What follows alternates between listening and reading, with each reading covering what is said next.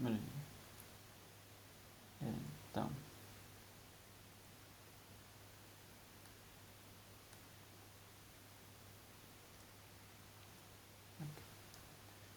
então boa tarde, noite a todos. Vamos começar mais uma aula, quinta aula deste segundo módulo, e como de costume começamos com uma oração. Em nome do Pai, do Filho e do Espírito Santo. Inefável Criador, que do tesouro da tua sabedoria designaste 3 hierarquias de anjos e as colocaste admiravelmente ordenadas acima do céu empíreo e distribuíste com a maior elegância as partes do universo. Tu, que és chamado verdadeira fonte e princípio supereminente da luz e da sabedoria, digna-te infundir um raio da tua claridade sobre as duplas trevas em que nasci, a do pecado e a da ignorância. Tu, que tornas as línguas dos mudos eloquentes, instrui a minha língua e infunde a graça da tua bênção nos meus lábios. Dá-me uma inteligência aguda, capacidade para reter, disciplina e facilidade para aprender, subtileza para interpretar, abundante graça para falar. Instrui o começo, dirige o progresso, completa o final. Tu que és verdadeiro Deus e homem, tu que vives e reinas pelos séculos dos séculos. Amém. São Tomás de Aquino, rogai por nós. Em nome do Pai, do Filho e do Espírito Santo. Amém. Então, hoje vamos à quinta aula. Vamos falar sobre... São 2 capítulos no manual do Padre Woodbury, 2 capítulos diferentes, mas estão relacionados, portanto eu pus na mesma aula. Como é que se dividem as ciências filosóficas e depois como é que elas se unem, ou seja, como é que elas se relacionam umas com as outras, como é que elas se subalternam umas às outras. Como nós vamos começar por ver, isto é um assunto complicado, ou seja, não pertence a uma introdução à filosofia demonstrar estas coisas, pertence declará-las, aceitámo-las provisoriamente. Quando acabarmos de estudar lógica e psicologia, podemos ver contestá-las ou perceber melhor ou pior. Claro que eu vou explicar a razão por detrás das coisas, mas não vou demonstrar as coisas. São pontos em que, em alguns pontos, nem todos os tomistas estão de acordo. Pronto. Mas ter um mapa mental ajuda-nos, ainda que não seja um mapa mental definitivo. Desculpem. Pronto. Então, primeira divisão. Isto que eu acabei de dizer é o que já está neste slide. Primeiro, quando dividimos, fazemos 2 coisas. Vemos as partes da filosofia e depois, se essas partes são ciências de facto diferentes ou são só partes da mesma ciência. Ok. E o que eu disse ainda agora. Por agora temos de aceitar. Claro, à partida pode fazer mais ou menos sentido, não é? Mas uma demonstração de facto requer os conhecimentos da lógica e da psicologia. Ok. Então, podemos distinguir desde logo 3 ordens principais de filosofia.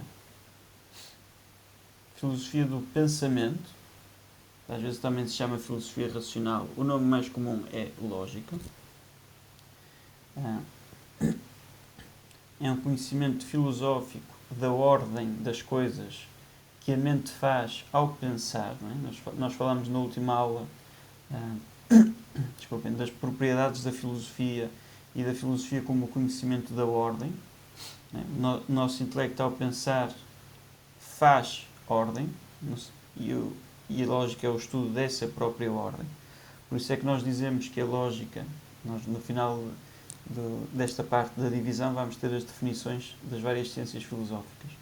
E vamos ver que a definição da lógica é uma ciência da segunda intenção. Né? Significa que quando eu olho pela realidade e tento compreender a realidade, é uma intenção que vem de tender para intencionar, dirigir o olhar, digamos.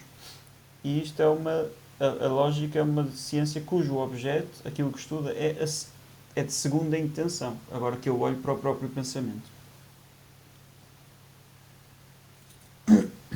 Depois temos filosofia das coisas, que nós chamamos de filosofia real, da realidade, res, em latim, coisa, ou especulativa. Chamamos-lhe real porque é a filosofia da ordem, da mente, que a mente encontra nas coisas, ou especulativo porque consiste em observar, speculari, em latim, as coisas tal como elas são. E depois existe filosofia do prático, conhecimento filosófico da ordem que a mente faz fora de si.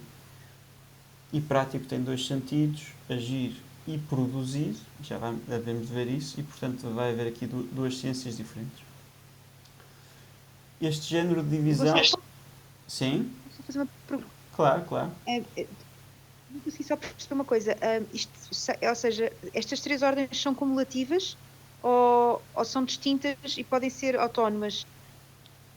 Eu pergunto isto porque, por exemplo, ocorre-me que, se calhar, como é que eu consigo desenvolver o meu pensamento? Se eu não tiver uma filosofia do pensamento corretamente desenvolvida, como é que eu posso querer pensar noutra ordem, por exemplo? Claro. Então, isto aqui vai estar relacionado com ciências distintas. Mas, mesmo quando as ciências são distintas, elas são subalternadas. Portanto, nós, depois, quando vimos como é que elas se ligam umas às outras, há vários motivos pelos quais as podemos ordenar. Uma delas é aprender ou ensinar. E vamos ver que primeiro é preciso aprender lógica. Ok, lógica é o fundamento para depois aprender as outras. Embora a lógica seja uma ciência diferente da física, da metafísica, da ética. Ok? Ou, por exemplo, como a ética vai usar conceitos da psicologia, primeiro é preciso estudar psicologia para depois estudar ética.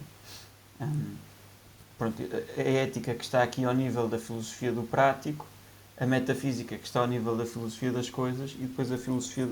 Portanto, elas pressupõem-se umas às outras, mas já vamos ver porque são ciências distintas. Isto não são três ciências distintas, isto é uma maneira de pôr as coisas em caixinhas. Nós, em filosofia do pensamento, temos uma ciência, que é a lógica. Na filosofia do prático temos duas ciências, que é a ética e a poética. E depois vamos ter mais duas ciências filosóficas aqui na filosofia das coisas. Mas isto não, é uma primeira abordagem, okay, que nos ajuda a relacionar este conteúdo da divisão das ciências com o que tínhamos visto antes da filosofia como sintética e, portanto, como ordenadora. E é uma divisão que está em voga na escolástica do século XX, século XIX do século XX. Mas nós vamos ver que vai haver uma maneira melhor de dividir as coisas. Okay? Mas agora vamos olhar para a divisão da filosofia do real. Okay? Ou seja, quando nós analisamos a realidade, já não deixamos o prático para trás e o pensamento para trás, okay? A lógica e as ciências práticas, deixamos isso para trás, vamos só focar-nos nas ciências especulativas, que não a lógica. A lógica tem sempre um lugar especial nisto, okay? A lógica, propriamente falando, é um instrumento da filosofia, não é filosofia, porque a redução que se faz não é uma redução ao ente real, é uma redução ao ente mental. Portanto, não é propriamente filosofia, mas por redução nós chamamos de filosofia. Não vamos entrar por aí. Então, a filosofia real ou especulativa é a ciência especulativa supra-experimental. Okay? Isto está aqui para contrapor às ciências, aquilo que nós normalmente temos em mente quando dizemos ciências, que são as ciências experimentais, que não são ciências filosóficas.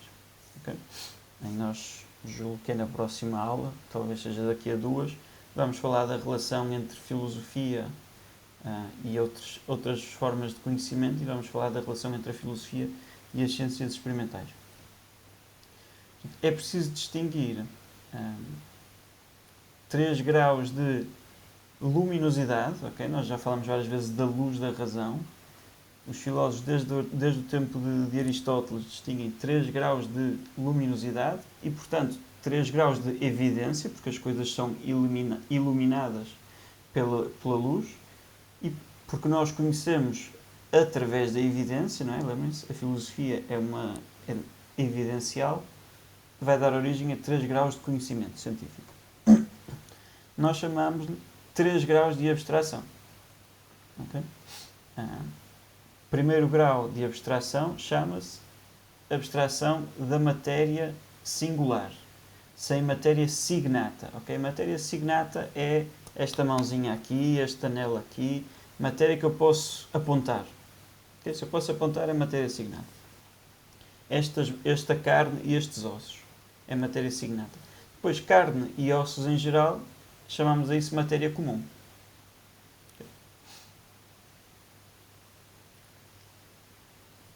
Inclui-se no primeiro grau de abstração todas as coisas que precisam de matéria para existir e para serem definidas.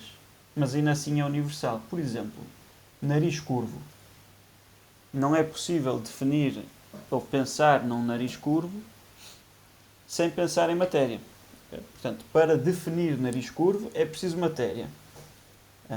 E para o nariz curvo existir também é preciso matéria. Isto vai dar origem a uma ciência chamada física, em sentido filosófico, não é nossa física, não é física contemporânea, física de partículas, não é isso é uma ciência experimental, ou filosofia natural, okay? É a mesma coisa, ou filosofia da natureza, às vezes diz assim. O segundo grau já tira a matéria comum também, ou seja, elimina as coisas que precisam de matéria para existir, mas não para serem definidas. Por exemplo, curvatura. Okay? Portanto, eu, para definir curvatura, não preciso de matéria. Mas para as curvas existirem de facto, precisam de matéria. Okay? E, portanto, isto é um grau de abstração da matéria maior. No primeiro caso, eu já não estou a falar do meu nariz, da curvatura do meu nariz, estou a falar de nariz curvo. Já abstraí da matéria particular, já só tenho matéria comum. No segundo caso, já tirei a matéria comum também e ficamos com aquilo que muitas vezes chamamos de matéria inteligível. Eu, para compreender o que é a curvatura, não preciso de matéria, mas para a curvatura existir na realidade, precisa de matéria. Isto dá origem à matemática, às ciências matemáticas, que não são filosóficas, okay? Porque fazem redução a ente imaginário. Julgo que já falámos sobre isso, espero não estar a imaginar. E o terceiro grau de abstração da matéria, tiramos a matéria inteligível. Elimina as coisas que não precisam de matéria, nem para serem definidas, nem para existir. Por exemplo, a bondade. A bondade pode existir na matéria, okay? O bolo é bom, o santo é bom, Deus é bom, a amizade é boa. Okay? Portanto, a bondade nem precisa de matéria, nem para existir, nem para ser definida. Isto dá origem à metafísica.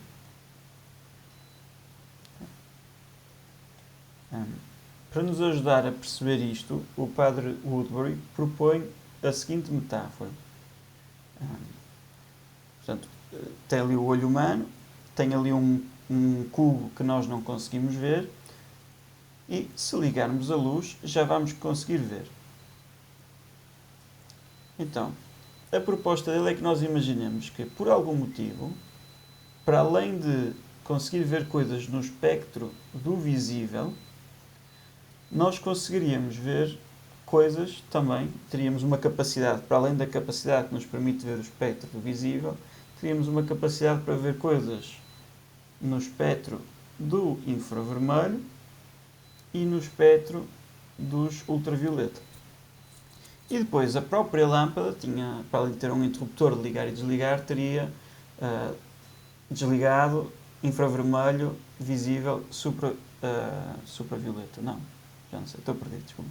Mas perceberam a ideia. Ultravioleta, não é supravioleta. Ok. O que é que isto significaria? Significaria que nós teríamos 3 níveis de luz, okay? 3 planos de luminosidade, ou de maneiras pelas quais as coisas se manifestam na visão humana. E, portanto, teríamos 3 níveis, 3 planos de visão, três níveis aos quais o olho teria de ser ajustado ou alterado. Não é? Tínhamos, agora estamos a ver este, agora estamos a ver aquele, agora estamos a ver o outro. Haveria um plano mais baixo de manifestação das coisas com a luz infravermelha. Haveria um plano intermédio com a luz visível, e ficaria redundante porque as outras também seriam visíveis. E depois haveria um plano mais elevado com a luz ultravioleta. Okay. Portanto, uma mudança na luz causa uma mudança na manifestação das coisas à nossa capacidade de as ver e, portanto, causa uma mudança na nossa apreensão da realidade. Okay? 3 passos que se seguem uns aos outros. Okay? Portanto, se a luz mudou, a coisa muda a sua... Se a luz muda, torna mais coisas manifestas a quem tem a capacidade de as apreender, e como nós temos essa capacidade, então recebemos uma nova dimensão da realidade, apreendemos uma nova dimensão da realidade. Okay.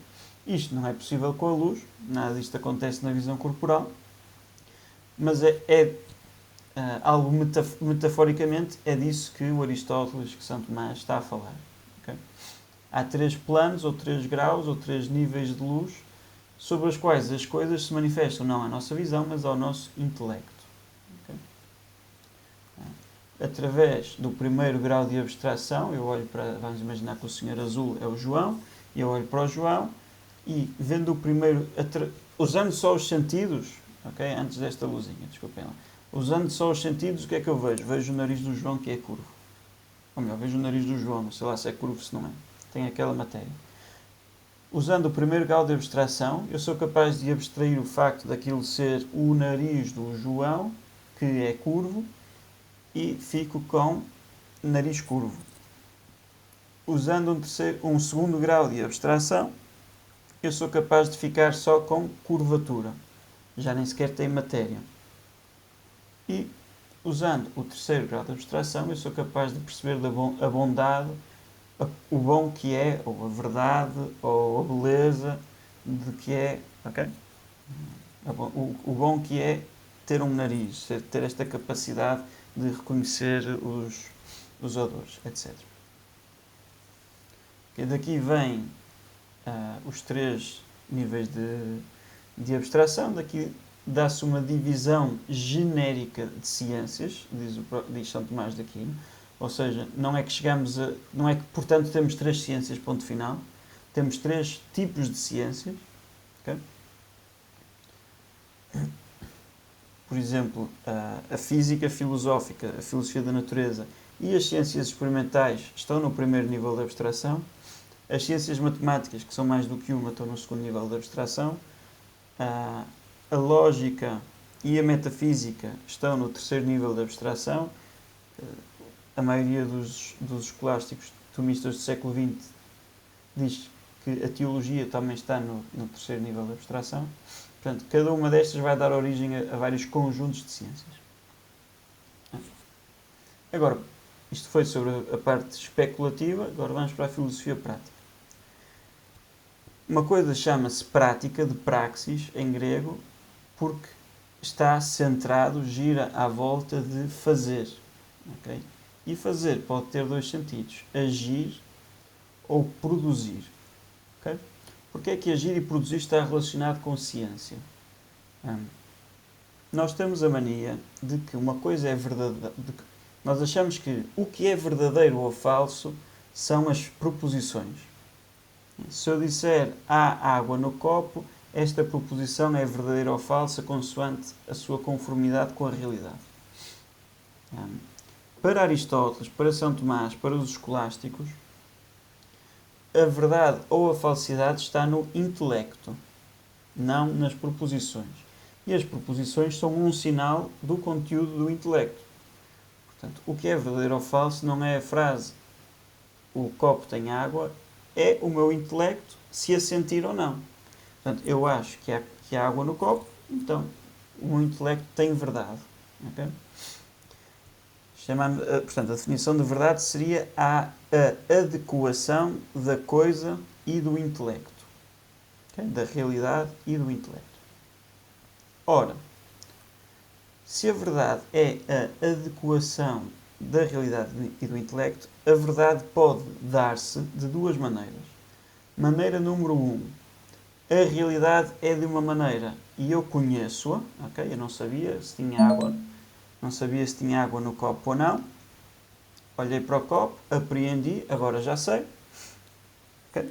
Portanto, o meu intelecto passou a estar num estado de ignorância, num estado de conhecimento, tenho verdade no intelecto. Outra maneira de produzir, de gerar verdade, é o meu intelecto é de uma maneira e imprime isso na realidade. Okay? Produz a coisa que tinha no intelecto. Portanto, se o Van Gogh faz o quadro lá do semeador que o Papa estava a falar na quarta-feira. O Van Gogh senta-se, faz um quadro. Ele tem uma coisa na cabeça que pôs na realidade. Agora há uma adequação entre o intelecto de Van Gogh e a realidade. Okay? Portanto, isto também é uma maneira de gerar verdade. E, portanto, a filosofia prática as ciências práticas são ciências em que o conhecimento está centrado à volta do fazer. Okay? E é por isso que pode haver conhecimento centrado à volta do fazer. Porque a verdade é a adequação entre o intelecto e a realidade. Agora, qual é que é a diferença entre agir e produzir? Okay? Agir tem a ver com ações, com o comportamento. A ciência que estuda isto é a ética ou filosofia moral, que ocupa-se do agir humano, isto é, os atos humanos, na medida em que são utilizações da liberdade humana ordenadas ao fim último da atividade humana, ou por outras palavras, como os atos humanos, na medida em que são adequados ou inadequados ao homem. É isto que é a ética. Que é como os meus gestos, servir água a uma pessoa que tem sede, fazer uma boa ação, não mentir, ser honesto. Eu estou a agir e estou a levar aquilo que está no meu intelecto para a realidade.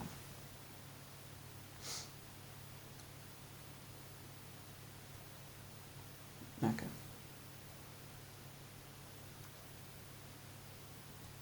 Produzir está ligado à poética, que é daí que vem a palavra no grego, significa produto, produção, ocupa-se do fazer no sentido de produção, da produção de algo externo. Okay? A filosofia da arte ou filosofia da tecnologia, da técnica.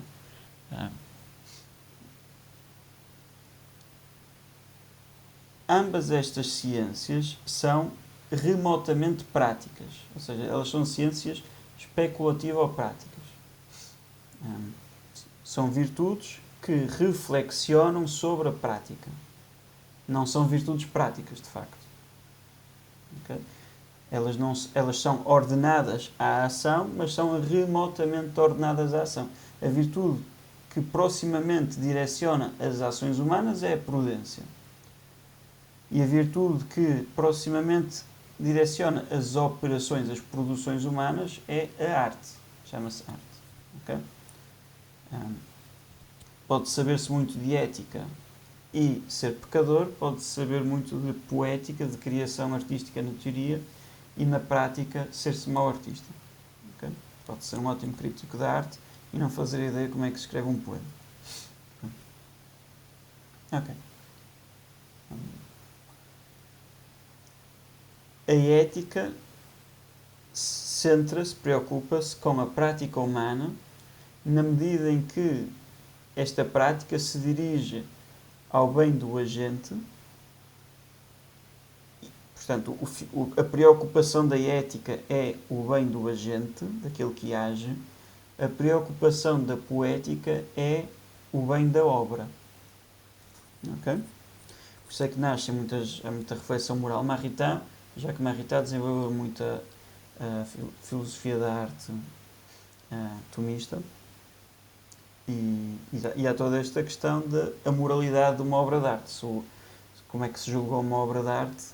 Porque pela virtude da arte em si, a única coisa que há a julgar é se o artista executou bem aquilo que queria executar. Okay? Se depois aquela obra de arte é moralmente boa ou não, é uma consideração que já não pertence à poética, pertence à ética. Okay. com isto pomos aqui a proposta do padre Woodbury, que não é extremamente controversa entre tomistas, também não é unânime. Ele propõe filosofia racional lógica, depois filosofia real especulativa no terceiro grau de iluminação metafísica, no primeiro filosofia natural, o do segundo não é filosofia porque não faz redução ao ente, e depois na prática ética e poética. Que haja estas cinco ciências filosóficas é que eu nunca vi controvérsia entre tomistas. Okay? O que não é unânime, quer dizer, o Cardeal Caetano, que é um dos comentadores tomistas mais importantes, diria que a filosofia natural não é uma ciência, é um conjunto de ciências, e que há várias subciências filosóficas dentro da filosofia natural. Mas essa não é uma posição muito comum entre os tomistas. O que é mais comum no século XX, portanto, em escolásticos recentes, seria colocar a lógica dentro do terceiro grau de iluminação, que o padre Woodbury não faz.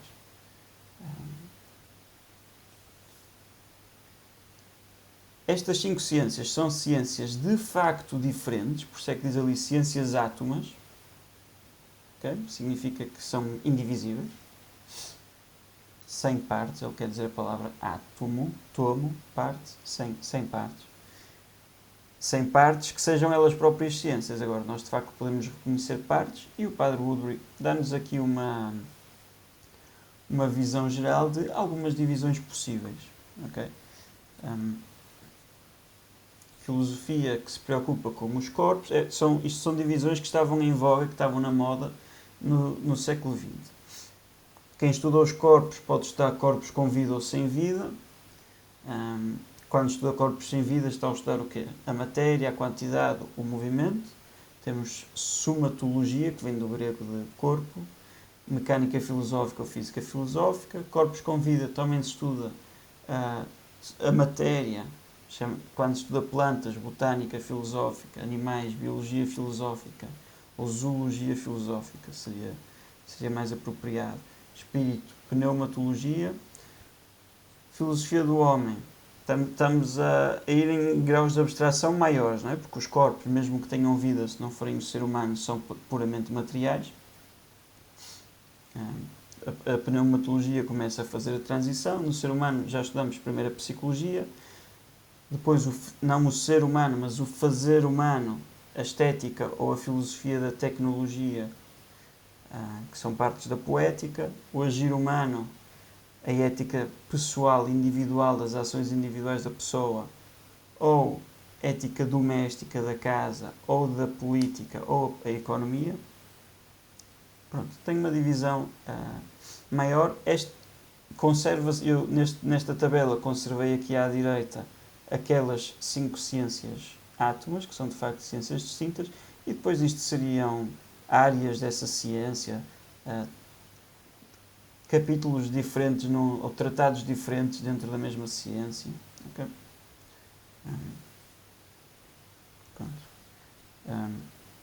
Uma proposta que eu faço para nos ajudar a compreender isto, a divisão das ciências. Esta tabela não estava no manual do padre Woodbury, sou eu que a proponho. Quando nós temos uma ciência, quando nós temos um objeto, nós temos o objeto material e o objeto formal. Eu não sei se já falei nisto aqui, se me estou a repetir, portanto, de qualquer maneira, se falei já deve ter sido há várias semanas, portanto, é sempre uma ajuda. Portanto, deixa eu passar para aqui. Tenho uma maçã. Okay? O Sócrates está a tentar conhecer uma maçã. Há muitas coisas para conhecer naquela maçã. Materialmente é só um objeto, mas há várias formalidades que eu posso conhecer. Okay? Eu posso conhecer a cor da maçã, eu faço isso através da visão. Eu posso conhecer o sabor da maçã, faço isso através do gosto. Não, como é que se diz? O sabor. Sabor? Não. É o paladar. Paladar, exatamente. Obrigado. Posso conhecer a forma da maçã, isso seria geometria. Okay? Posso conhecer que tem uma ou duas maçãs, isso já seria aritmética. Se o Joãozinho tiver 3 maçãs e comer uma, fica com 2. Okay? Depois posso perceber o que é a maçã, qual é que é de onde é que ela vem, para onde é que ela vai, qual é que é a sua função biológica, qual é que é a sua estrutura, etc, etc. Portanto, o mesmo objeto material, há várias formalidades a partir da qual eu as posso conhecer. Não é? Desde logo, os 3 graus de abstração. Pronto.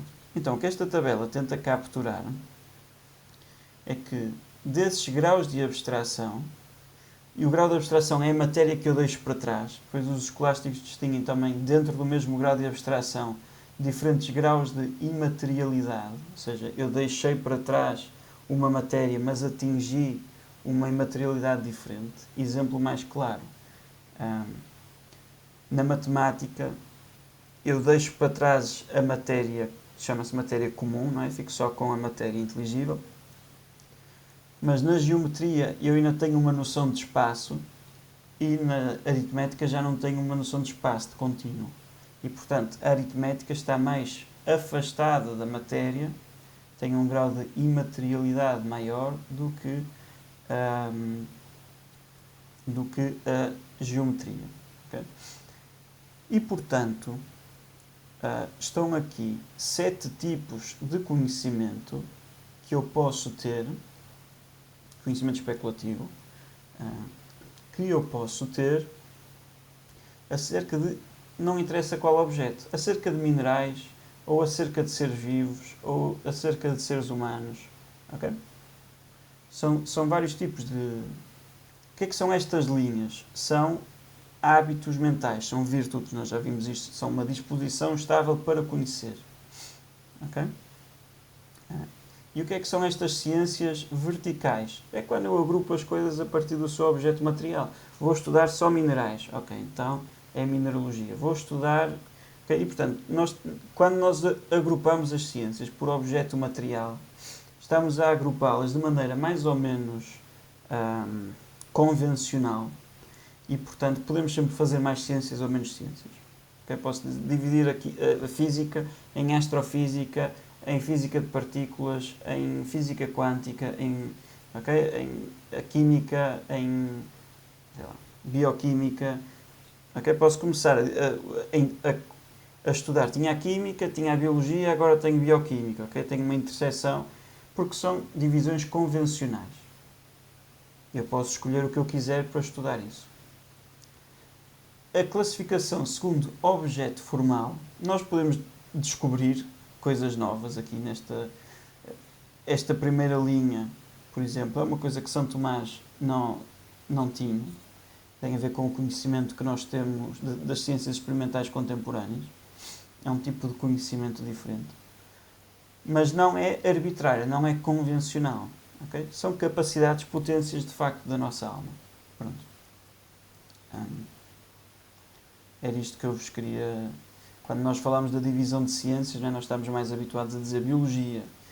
E esta tabela aqui, no fundo, o que está a pôr, se nós considerarmos só ciências especulativas, está a adicionar ao interno da filosofia natural, que é uma ciência especulativa, uma só, está a dividi-la segundo objetos materiais. Okay? É a mesma coisa na metafísica, estamos a dividi-la segundo objetos materiais.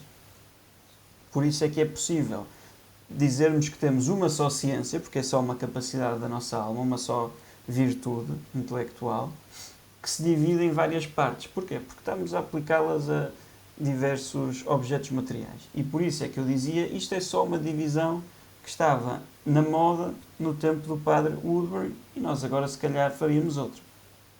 Ok? Pronto. Seguimos em diante. Agora vamos à definição destas 5 ciências filosóficas.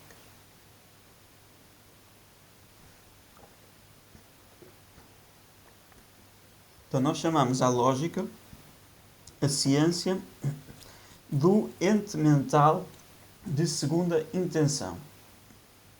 Okay? Ou seja, o que é um ente mental de segunda intenção? São as relações mentais dos conceitos. Chamamos estas coisas como predicabilidade, predicação, ilação. Havemos de estudar lógica, ok? De maneira assim mais popularucha, podemos dizer que a lógica estuda a arquitetura do pensamento. Okay? Já disse, chama-se segunda intenção porque é um pensamento que se volta sobre si mesmo. Por exemplo, se eu fizer física, vou falar da espécie humana, okay? Da espécie ou dos animais, e vou dizer que a espécie humana é um subconjunto da espécie animal. E para fazer isto, vou usar palavras como espécie e género. Okay? A lógica vai estudar o que é espécie e o que é género. Por isso é que se chama segunda intenção. Okay? Há bocado eu estava a estudar a espécie humana, agora vou estudar o que é espécie em si mesmo. Por isso é que se chama segunda intenção. Okay. A física chama-se a ciência perfeita do ente enquanto móvel. Ou seja, chama-se ciência perfeita porque em sentido aristotélico que é uma ciência certa, não é uma ciência probabilística, é uma ciência cujos princípios são todos ou completamente evidentes ou dados por uma ciência superior. Pronto. E é uma ciência que considera o ente, enquanto móvel, numa perspectiva completamente ontológica, ou seja, de redução ao ser e não de redução a outras coisas, como é o caso das ciências experimentais, como havemos de ver daqui a uma ou duas aulas. Okay.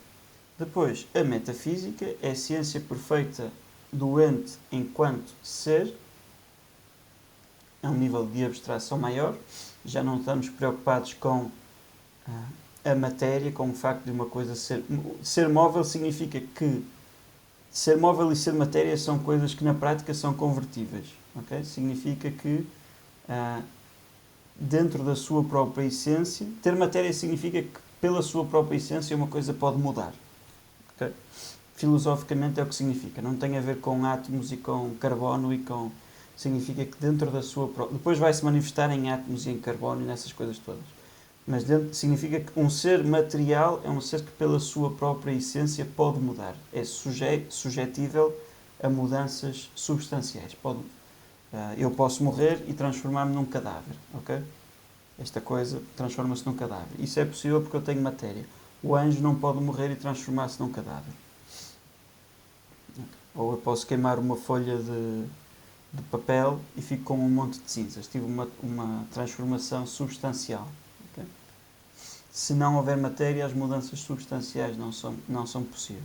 Por isso é que há uma grande discussão, ainda no tempo de São Tomás, se os anjos têm matéria ou não, porque parece que se não tiverem matéria, iam ser como Deus, que não tem potência nenhuma. Okay. Depois, a ética é a ciência filosófica da moralidade ou dos atos morais. Vejam, nós definimos as ciências filosóficas através do seu objeto, sempre. Okay? A ciência é a virtude que nos permite conhecer alguma coisa, portanto, definir essa ciência é dizer qual é que é o objeto. Algumas vezes é preciso acrescentar, desculpem, algum especificativo. Por exemplo, aqui dizemos ciência filosófica porque também existe teologia moral. Poética é a ciência especulativo-prática da arte. Okay. A arte, desculpem, as coisas às vezes para mim, na minha cabeça já são automáticas e não são automáticas. A arte não é quadros do Van Gogh. Okay? A arte é tudo o que é feito pelo homem. Portanto, este copo é uma obra de arte, a cadeira onde eu estou sentado é uma obra de arte, okay? A tecnologia é arte. Portanto, é arte mais no sentido de quando pensamos em artesanato, artesão, artífice, artefacto, okay? Mais do que obra de arte que vai a leilão e que custa 20 milhões de euros, apesar de ser invisível. Okay? Então, isto foi a divisão das ciências filosóficas, agora vamos para a unidade das ciências filosóficas. como é que estas ciências se ordenam umas às outras, se subalternam. Então, entre as ciências filosóficas, nós distinguimos 4 tipos de ordem que estão relacionados com as 4 famosas causas aristotélicas.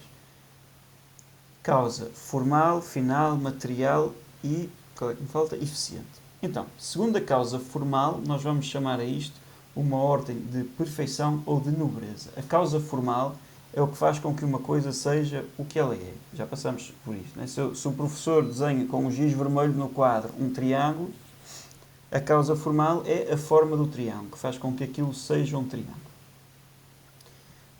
E por isso é que esta ordem se chama uma ordem de perfeição ou de nobreza, porque é intrínseco àquilo que a coisa é. Causa, segundo a causa eficiente, vamos chamar a isso mais propriamente ordem de subalternação. A causa eficiente é aquele que faz, de facto. No exemplo que eu dei do professor e do giz, é o professor que desenhou o triângulo. Causa final, o professor desenhou o triângulo para demonstrar alguma coisa aos alunos. Ordem de fins.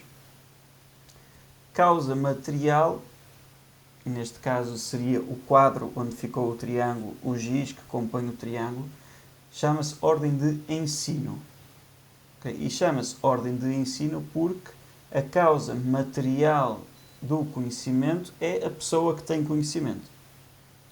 Okay? Portanto, quando eu ordeno as ciências por causa da ordem material, estou a ordená-las a partir do funcionamento do intelecto do ser humano, a partir da maneira como ele tende a aprender as coisas. Então, ordem de nobreza. Há 2 ordens de nobreza. Uma que se toma, da natureza intrínseca da ciência enquanto ciência, e outra que se toma da ciência enquanto ela tem algum valor humano. E, portanto, aí consideramos a ciência enquanto virtude. Okay? Portanto, já vimos, a ciência é um tipo de virtude, a virtude é um tipo de hábito, é uma capacidade, um poder, neste caso, para conhecer. Quando nós consideramos enquanto ciência, estamos a considerar enquanto tem a ver com conhecimento diretamente. Quando a consideramos mais genericamente enquanto virtude, estamos a considerá-la enquanto ela aperfeiçoa o homem, na medida em que o homem ter essa ciência faz do homem mais perfeito. Então, primeiro, enquanto ciência, quando nós consideramos a nobreza de uma ciência enquanto ciência, tomámo-la a partir do seu objeto. Okay? Se a lógica é um conhecimento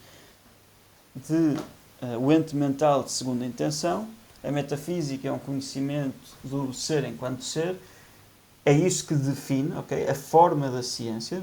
Recordem-se, é disso que estamos a falar, aquilo que significa ser esta ciência, é ser um conhecimento desta coisa. Então, essa coisa, o objeto especificativo que especifica a ciência, é que nos dá o nível de nobreza dessa ciência. E assim tomada, a ordem de perfeição é, primeiro, a metafísica, okay, que é o ser enquanto ser, que é o objeto mais elevado de todos. A seguir, a lógica. Okay? A razão de fundo é muito simples. Quanto mais imaterial uma coisa for, quanto mais imaterial for, mais elevada é. Okay? Enquanto conhecimento, porque o intelecto é imaterial e, portanto, o grau de imaterialidade de uma coisa torna mais elevada enquanto conhecimento. A seguir a lógica. A seguir vem a ética, que se preocupa com as ações de um ser livre, que tem não é puramente espiritual, mas tem uma dimensão espiritual. A seguir, a física ou filosofia natural. E depois a poética, aquilo que as coisas físicas que esse ser físico produz. Enquanto virtude,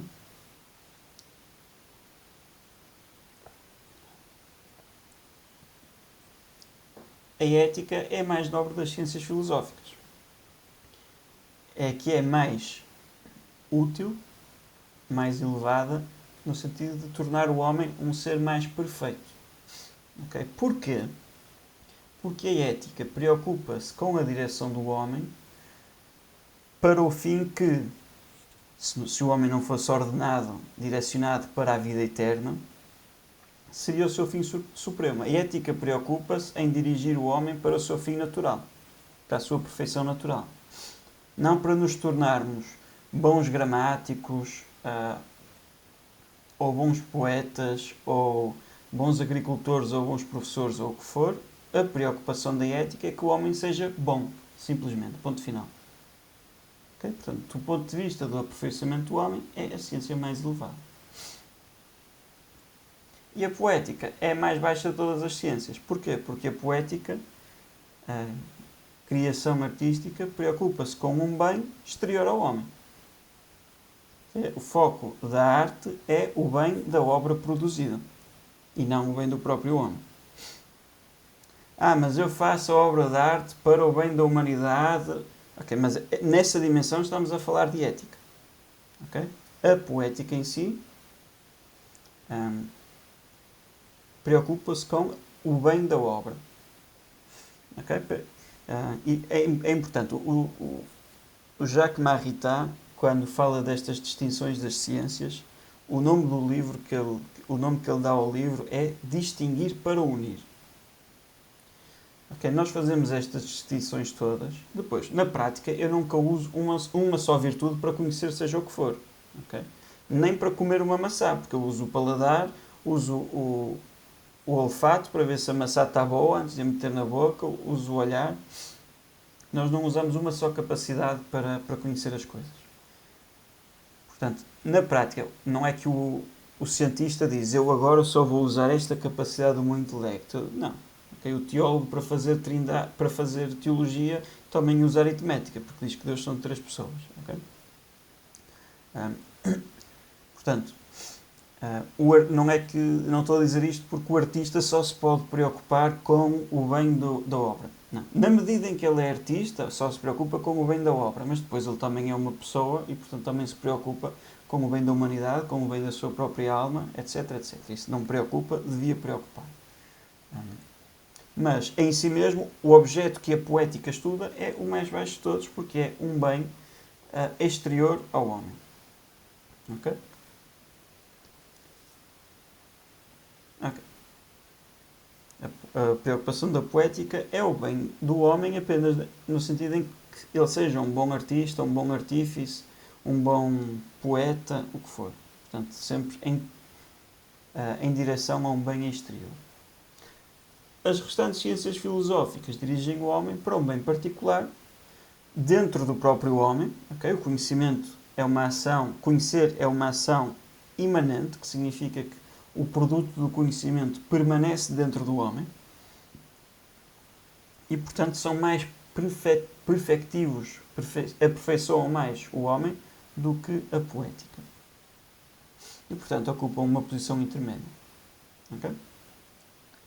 A ética lá em cima preocupa-se em fazer do homem bom no sentido em que é um homem, torná-lo um homem perfeito. Abaixo de tudo, a poética, que se preocupa em transformar o homem em bom produtor de alguma coisa. E depois as ciências especulativas no nível intermédio, que também fazem o homem bom em alguma coisa, mas essa alguma coisa é uma perfeição interior. Okay. Agora, para a ordem de subalternação, que era aquela da causa eficiente, da causa que produz, a subalternação de uma ciência é a subordinação de uma ciência a outra ciência. Porque é que da causa eficiente nós passamos à subordinação das ciências? Porque uma ciência vai ajudar a produzir conhecimento que vai ser útil para outra ciência. Okay? Mas uma ciência pode ser subordinada ao outro segundo um ou mais de 3 aspectos. Segundo a definição, esta subalternação vai ser a mais longa. Okay? Definição, quando o objeto e a natureza de uma ciência é determinada ou definida por outra. E, portanto, a ciência que classifica as outras ciências subalterna-as a todas a si mesma, okay? Porque determina o objeto e a natureza de cada uma, vai ser a lógica. Subalternação segundo o sujeito, o tema, aquilo que se está a estudar. Quando o sujeito de uma ciência está contido no sujeito de uma outra ciência, mas de tal modo que o sujeito da ciência subalterna é o resultado de adicionar uma diferença acidental ao sujeito da ciência subordinante. Exemplo, temos o objeto da geometria, que é a quantidade determinada pela figura, uma quantidade figurada, uma figura geométrica. A linha está contida dentro deste sujeito. Okay? Inclui. Considerar uma figura inclui considerar as linhas. Ora, se adicionar à linha a diferença acidental visível, okay? Enquanto linha é completamente acidental, se é visível ou se não é visível, se é roxa, se é azul. Então, deixei de ter o sujeito da geometria, passei a ter o sujeito da ciência da perspectiva, que é aplicada na arquitetura. Okay? E, portanto, neste sentido, a ciência da perspectiva é subordinada ou subalterna à geometria e vai receber os seus princípios da geometria. De tal maneira que, se alguém nos disser para estudar perspectiva e nós não soubermos nada de geometria, não vamos fazer nada direito. Okay? É quase como se a perspectiva fosse uma espécie de geometria aplicada. Porque vou pegar na geometria, que tem o seu sujeito, e agora vou restringir esse sujeito de maneira acidental e vou aplicar o conhecimento do resto da geometria apenas a esse sujeito. Okay.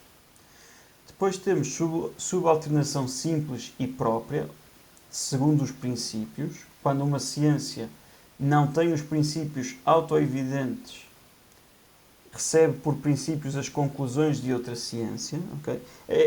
Atenção, estas coisas podem se acumular. Portanto, no exemplo da perspectiva, a perspectiva não tem princípios autoevidentes, recebe todos os seus princípios da geometria. É sempre acompanhada pelo tipo precedente. Subalternação, segundo os princípios, também simples, mas imprópria, ou seja, esta subalternação acontece quando uma ciência... Os seus princípios... Quando uma ciência é... Não, está mal, desculpa, não é contradição, é contração, peço desculpa. O sujeito de uma ciência é uma contração da outra e, portanto, os princípios também são uma contração. Já vamos ver exemplo, a aplicação deste tudo às ciências filosóficas. E depois uma alteração secundum quid. Secundum quid opõe-se sempre a simples. Okay? Portanto, fazer o homem bom simplesmente é o homem enquanto homem. Fazer o homem bom secundum quid é na medida em que é engenheiro, ou na medida em que é matemático, ou na medida em que... segundo alguma coisa. Quando uma ciência, por vezes, usa outra, embora lhe seja independente. Okay? A metafísica pode subalternar-se a outras ciências neste sentido. Ok, então, subalternação entre as ciências filosóficas. Primeiro, segunda definição. Neste sentido, todas as ciências são subalternadas há bocado disse a lógica, desculpem a confusão minha, à metafísica. Porque quem vai classificar, definir, atribuir a essência, isso é um ato metafísico. Diz São Tomás, é do sábio ordenar, pertence ao sábio ordenar. E a metafísica é a sabedoria natural. Portanto, é a metafísica que vai pôr todas as coisas em ordem. Depois, subalternação segundo o sujeito. Neste sentido, a ética e a poética são subalternas à filosofia natural, pois a prática humana é parte do sujeito da filosofia natural. Se eu vou estudar como fazer copos, os copos são seres que são estudados pela filosofia natural. Okay? Ou ações, no caso da ética, mas todas essas ações são feitas por seres que pertencem ao estudo da filosofia natural. A ética obtém o seu sujeito pela adição da diferença acidental moral à prática humana.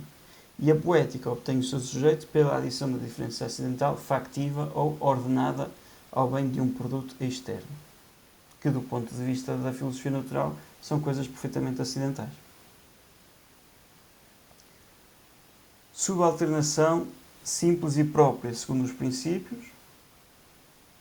As ciências neste sentido não são ciências filosóficas, desculpem, não são subalternas umas às outras, porque para uma ciência ser filosófica significa que os seus princípios são evidentes. Embora não significa que uma ciência não possa ajudar a explicar os princípios da outra. Mas ainda assim, todas elas têm os seus princípios são evidentes. Eu posso explicar através da metafísica os princípios da ética, mas esses princípios são evidentes na mesma. Subalternação simples, mas imprópria. Todas as ciências são subalternas à metafísica. Porquê? Porque a metafísica estuda o ser enquanto ser e, por isso, todas as ciências são uma contração deste sujeito. E, por isso, os princípios de todas as ciências são contrações dos princípios da metafísica. Por exemplo, do princípio metafísico da causalidade, que tudo o que é contingente precisa de uma causa, eu vou tirar o princípio de filosofia da natureza de que tudo o que está em movimento precisa de uma coisa que o ponha em movimento. Okay? Que de si já é evidente. Okay? Mas não deixa de ser uma contração do outro. Okay. Ou aqui, o princípio metafísico, se duas coisas são idênticas a uma terceira, são idênticas uma à outra, contrai-se para se duas magnitudes são iguais a uma terceira, são iguais a uma outra, que é um princípio da matemática. Okay. Segue-se daqui que a metafísica reconduz ou analisa os princípios de todas as outras ciências e os reconduz aos seus próprios princípios, explica-os e defende-os. Aristóteles, um dos nomes que dava à metafísica era a ciência das causas ou a ciência dos princípios. A metafísica é, portanto, guardiã dos princípios. Subalternação secundum quid dos princípios. Neste sentido, todas as ciências filosóficas são subalternadas à metafísica e à lógica. Okay. Ordem de causalidade final. Os fins das ciências filosóficas.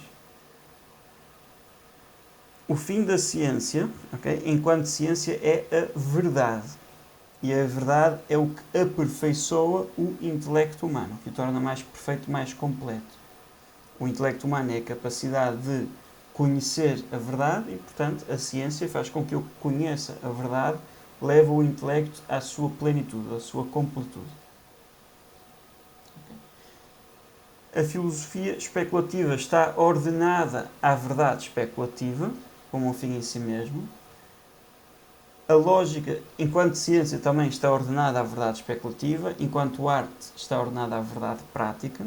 A lógica tem esta dupla dimensão, de que é um conhecimento das regras e depois é a aplicação das regras.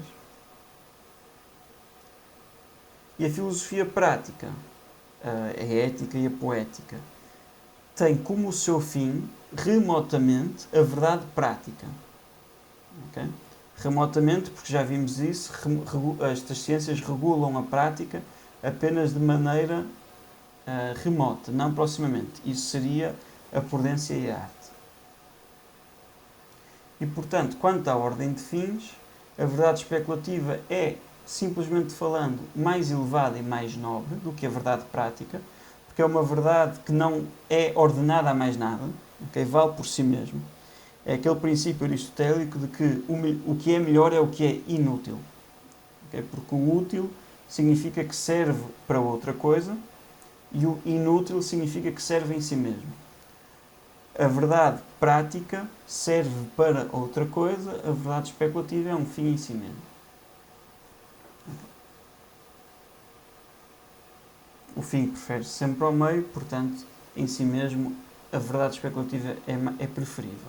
Mas, qualificadamente, num certo sentido, secundum quid, a verdade prática pode ser preferida à verdade especulativa, isto é, às necessidades impostas pelas circunstâncias da nossa vida presente. Segue-se que, simplesmente falando, as ciências filosóficas, vistas sobre a dimensão da excelência dos seus fins, são preferidas nesta ordem: metafísica, física, lógica, ética, poética, na sua relação ao conhecimento, com o conhecimento como um fim em si mesmo. Mas, secundum quid, tendo em vista as circunstâncias da vida do homem, primeiro a ética, depois a poética, depois a lógica, depois a metafísica, depois a filosofia natural. Porquê? Porque o que é mais necessário ao homem é o que tem a ver com a prática, com a ação. Das duas, a ética mais do que a poética, porque já vimos é o que aperfeiçoa o homem enquanto homem. Depois, quanto às outras, a lógica ainda tem um sentido prático, portanto é preferível. E depois, entre a metafísica e a filosofia da natureza, a metafísica é preferível porque aperfeiçoa o homem de maneira mais completa. Quanto à ordem de ensino, primeiro, como é que nós determinamos a ordem de ensino? Okay? A primeira coisa a perceber é que a ordem de ensino, eu já disse, tem a ver, relaciona-se com a ordenação das ciências segundo a causalidade material, ou seja, a ciência está no nosso intelecto. Tendo em conta a maneira como funciona o intelecto, nós ordenamos as ciências segundo uma ordem de ensino. Ora, há 4 princípios que determinam a ordem de ensino. Primeiro, o intelecto humano procede do conhecimento de coisas sensíveis para o conhecimento de coisas suprassensíveis. Okay? Eu sei o que é o 1, o 2 e o 3 porque já vi uma ovelha, 2 ovelhas, 3 ovelhas. E, portanto, devem propor-se primeiro ao intelecto as ciências filosóficas que estão num nível de abstração mais baixo. Okay. Segundo princípio, a ética e a poética são subalternadas quanto ao sujeito à física e, portanto, a ética e a poética, para serem conhecidas, requerem a física. Dada a dificuldade das ciências filosóficas, a nossa lógica natural, espontânea, é insuficiente e, portanto, as ciências filosóficas mais difíceis requerem a lógica. 4. A ética supõe muitas coisas que se estudam na metafísica, na ontologia. Por essa razão, antes da ordem, desculpem, note bem, os princípios que determinam a ordem... Ok, já disse isto. Por essa razão, a ordem de ensino é a seguinte: primeiro a lógica, depois a filosofia natural, depois a poética, depois a metafísica, depois a ética. Okay? Notem aqui que a lógica é necessária para o que vem a seguir. A filosofia natural ou a física é necessária para os que vêm a seguir. A poética não é necessária para os que vêm a seguir. Portanto, pode-se estudar a metafísica sem estudar a poética. Ok? Agora, não se pode estudar a poética antes de estudar a filosofia da natureza ou antes de estudar lógica. Embora o que não falta são cursos de arte que nunca vi uma cadeira de lógica, mas isso são problemas que só os filósofos é que têm. Aqui é de notar que esta ordem é muito diferente daquela que se vê entre a filosofia e entre não só a filosofia e pensamento contemporâneo em geral, mas está de acordo tanto com a prática como os princípios dados por Aristóteles e São Tomás, e está também de acordo, como vimos, com os princípios que deveriam ser os determinantes nesta questão. Porque esta questão deve ser determinada pela consideração da disposição e aptidão do intelecto humano, que é o sujeito das ciências. Okay. Porquê? Porque o ensino é uma arte e a arte deve proceder de acordo com a disposição da matéria à forma. Okay? Portanto, o artista não começa a pensar como é que se faz uma estátua em geral. Não. Se a matéria é o bronze, a estátua faz-se de uma maneira. Se a matéria é o mármore, faz-se de outra maneira. Se é o barro, faz-se de outra maneira. Okay? Portanto, se é óleo sobre tela, se é fresco, pinta-se de maneira diferente. A arte tem de considerar primeiro a matéria, por isso é que a poética vem depois da filosofia natural, e portanto também no ensino deve-se considerar primeiro as disposições, as tendências, as aptidões da matéria, que neste caso é o intelecto humano, antes de decidir a ordem das coisas. Ok. Pronto. Chegamos ao fim.